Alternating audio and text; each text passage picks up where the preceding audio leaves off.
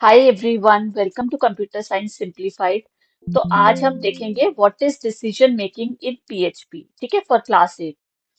तो सबसे पहले देखते हैं डिसीजन मेकिंग का मतलब क्या होता है।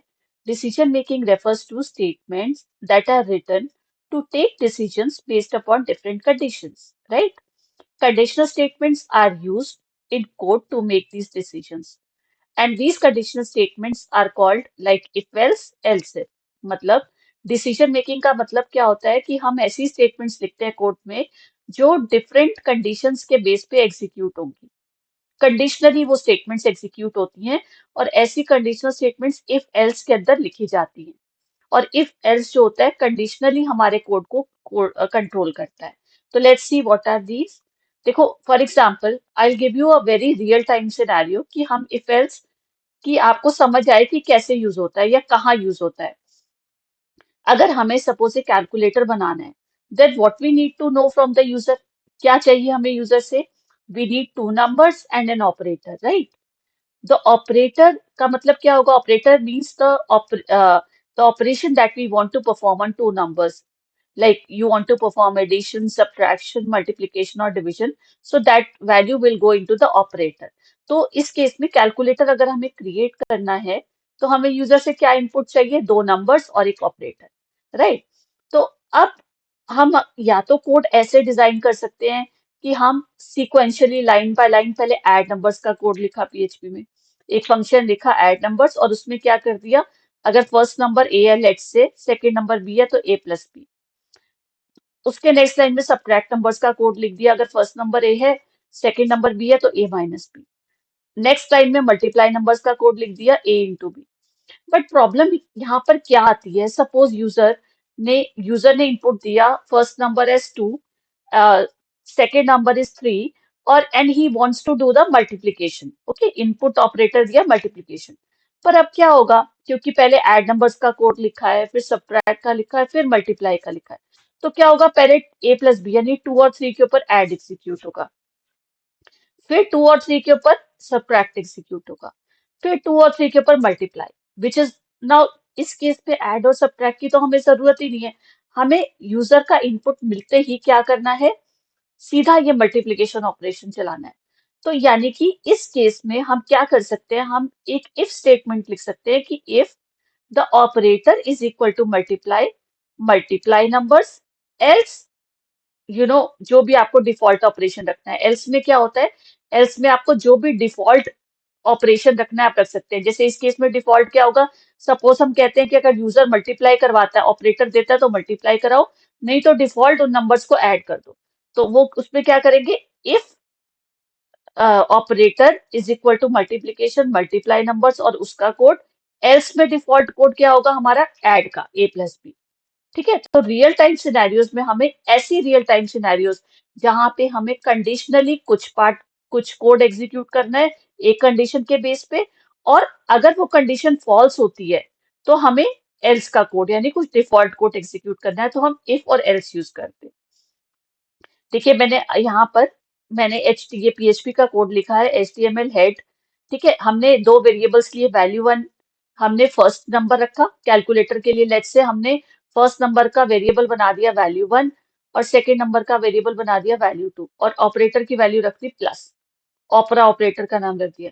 अगर ऑपरा प्लस है तो रिजल्ट क्या होगा? Value one plus value to.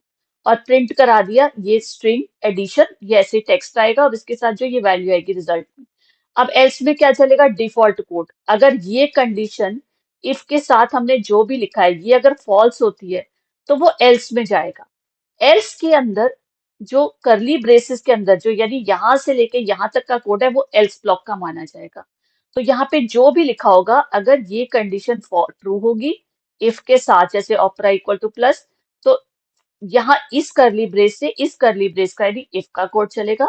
पर अगर ये कंडीशन फॉल्स होगी तो इस करली ब्रेस से इस करली ब्रेस का यानी एल्स का कोड चलेगा।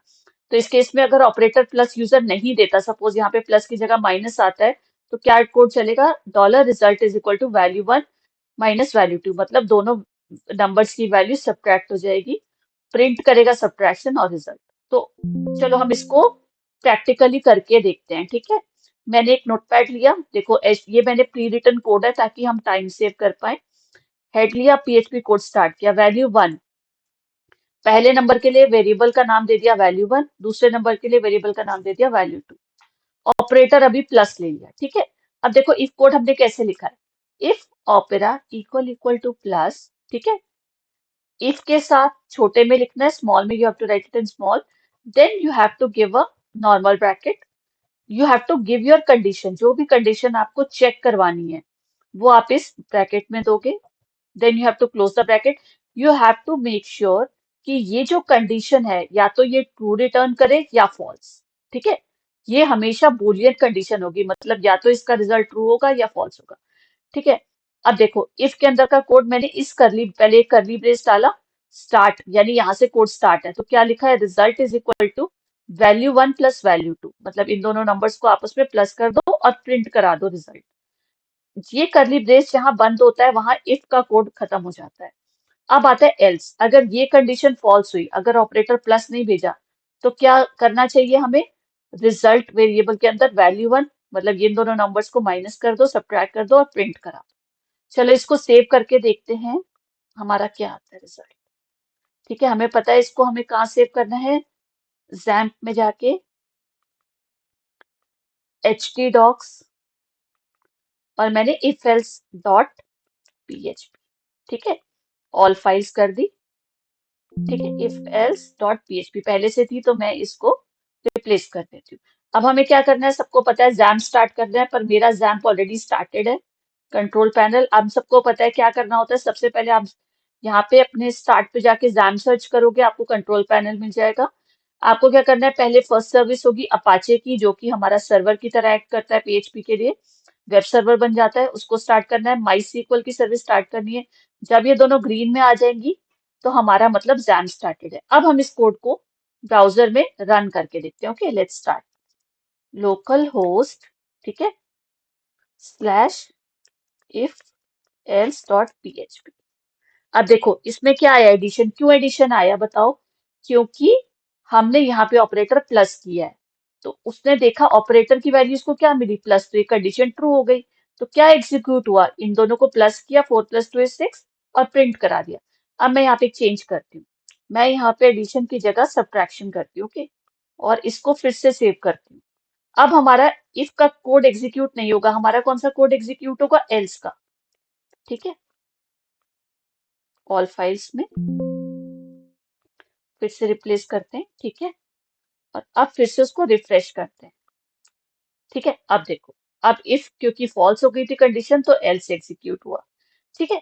अभी ये तो आपको आई होप समझ आ गया होगा, ठीक है। तो इसी तरह अब मैं आपको एक, इफ एल्स आपको समझ आ गया कि जब हम एक कंडीशन चेक करनी है तो हम इफ एल्स यूज करते हैं। मैं अभी अपनी नेक्स्ट वीडियो अपलोड करूंगी, उसमें मैं आपको एल्स स्टेटमेंट समझाऊंगी। Thank you for watching this.